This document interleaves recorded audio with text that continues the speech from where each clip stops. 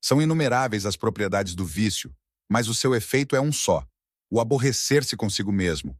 Isto nasce do desequilíbrio da alma e dos desejos tímidos ou pouco prósperos, visto que não ousam tanto quanto desejam ou não o conseguem. Dessa forma, realizam-se apenas na esperança. Sempre são instáveis e volúveis. Por todas as vias, tentam realizar seus desejos. Eles se instruem e se conduzem para coisas desonestas e difíceis, e quando o seu trabalho é frustrado, atormentam-se não por terem desejado o mal, mas por tê-lo desejado em vão. Então eles se arrependem de terem começado e temem recomeçar.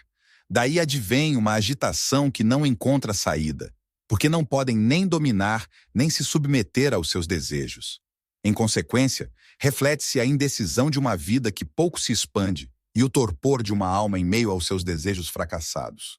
Todos os males se agravam quando, longe dessa incômoda angústia, obtém-se a paz na tranquilidade ou nos estudos solitários, os quais não pode suportar uma alma dedicada às coisas cívicas, desejosa de ação e por natureza inquieta. Ou seja, não encontra consolo em si mesma. Por isso, privado dos deleites que as mesmas ocupações proporcionam aos que as perseguem, não suporta a casa, a solidão e as paredes. Desgostoso, vê-se como um ser abandonado. Daí o tédio e o desgosto para consigo mesmo. Tal o desassossego que em lugar nenhum encontra descanso, projetando uma aflitiva intolerância da própria inércia, cujos motivos não ousa confessar. Assim, seus desejos, fechados em sua estreiteza, sem possibilidade de evadir-se, acabam por sufocar a si mesmos. Por esse motivo, advém tristeza, fraqueza e milhares de flutuações de uma mente tomada pela indecisão. Ela mantém em suspenso as esperanças suscitadas e se frustra na desolação.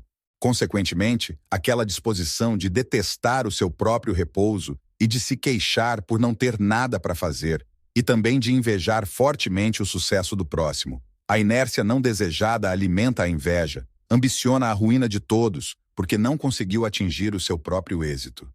Dessa aversão pelo sucesso alheio e do desespero em virtude de seus fracassos, a alma exaspera-se contra a sorte e queixa-se do tempo, esconde-se e afunda na autocomiseração, porque entediada e com vergonha de si própria.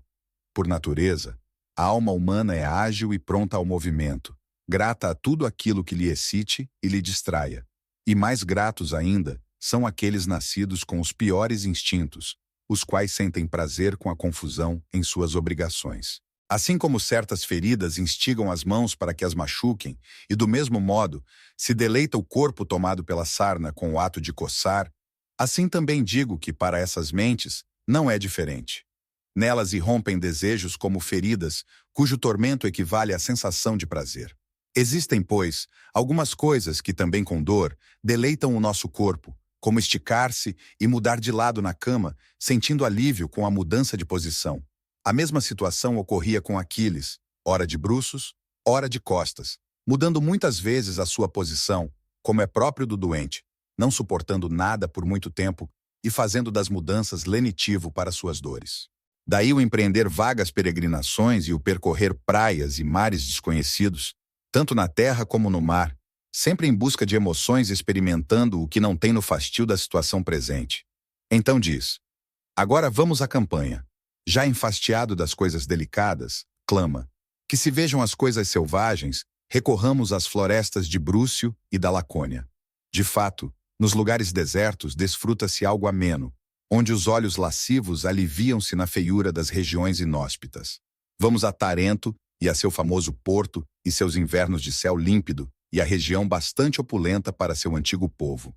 Ou então, retornemos para Roma, pois nossos ouvidos já descansaram demais dos aplausos e da algazarra dos circos. Sentimos falta até de ver correr sangue humano. Uma coisa sucede à outra, e os espetáculos se transformam em outros espetáculos. Como disse Lucrécio, desse modo cada um foge de si mesmo. Mas em que isso é proveitoso se de fato não se foge?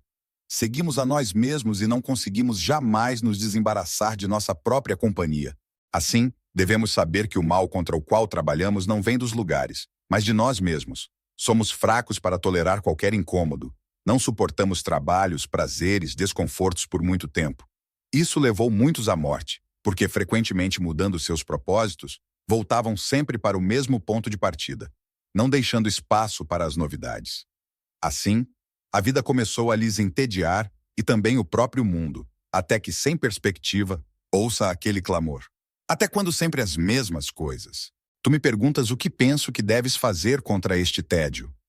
De acordo com Atenodoro, o melhor seria te ocupares intensamente, fazendo parte dos interesses da República, ocupando cargos públicos, participando de compromissos sociais.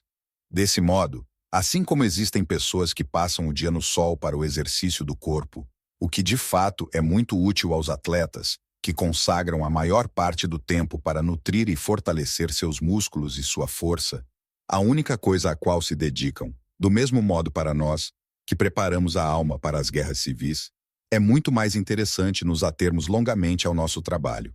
Quem quer que tenha o firme propósito de se tornar útil aos cidadãos e, em geral, a todos os mortais, ao mesmo tempo quem trabalha e produz, deve administrar, de acordo com suas condições, tanto as coisas comuns quanto as particulares.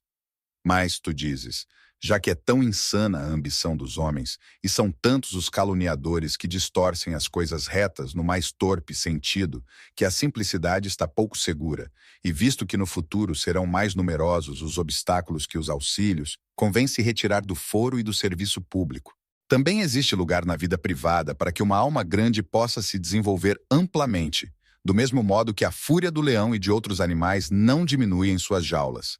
Assim também ocorre com os homens, cujas maiores ações são as que realiza no recolhimento. Assim, pois, ao se recolher, onde quer que o seu repouso seja acolhido, o indivíduo irá querer ser útil a todos e a cada um em particular com seu talento, sua voz e seu conselho.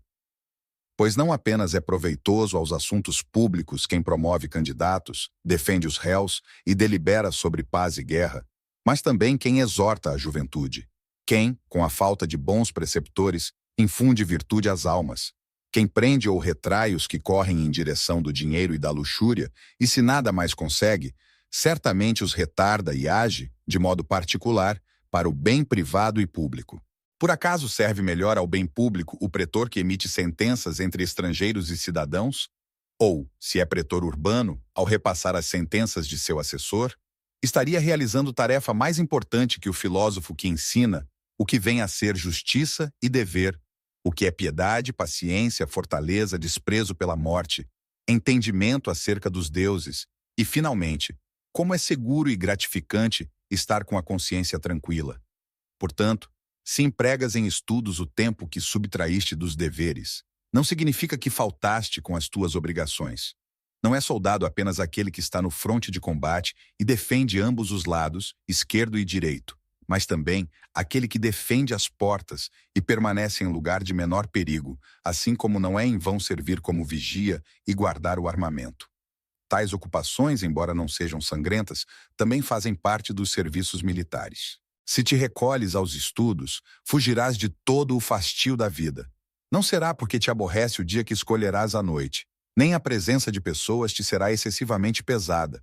Atrairás a amizade de muitos homens, e também os melhores acorrerão a ti. Isso porque a virtude, ainda que esteja obscura, nunca se esconde, mas emite os seus sinais. Quem quer que seja digno dela captará os seus vestígios. Assim, pois, se prescindirmos de toda comunicação, renunciarmos ao gênero humano e vivermos voltados unicamente para nós mesmos, resultará uma solidão vazia de ação. E sem nada para fazer, começaremos a construir alguns edifícios, a derrubar outros, a remover o mar, a conduzir as águas contra as dificuldades dos terrenos, a gastar mal o tempo que a natureza nos concedeu para consumir proveitosamente. Alguns o utilizam com parcimônia, outros prodigamente.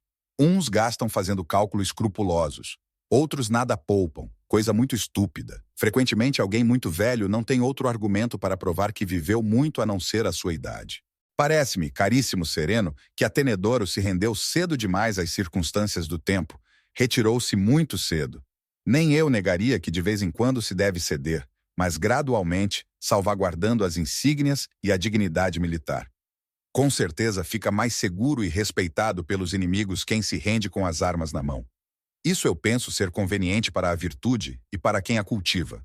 Ou seja, se o destino prevalece e impede a faculdade de agir, não fuja logo dando as costas desarmadas, buscando onde se esconder. como se existisse algum lugar onde se possa escapar do destino. Deve-se agir com mais cautela com relação aos deveres públicos. Com cuidado, deve-se buscar algo que seja útil para o Estado. Não pode ser militar? Busca a função pública. Estás relegado à vida privada? Procura patrocinar causas. Foste condenado ao silêncio? Então ajuda os cidadãos de modo calado. É perigoso o ingresso no fórum?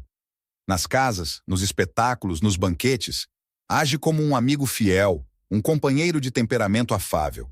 Perdeste teus deveres de cidadão? Cumpre-os de homem.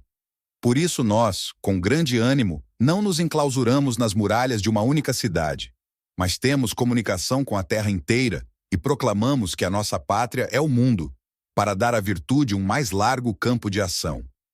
O tribunal se fechou para ti e foste proibido de falar na tribuna ou nos comícios. Olha ao teu redor e verás quão vasta região está aberta e quanta gente há. Assim, nunca uma grande parte se fechará para ti sem que reste uma maior ainda.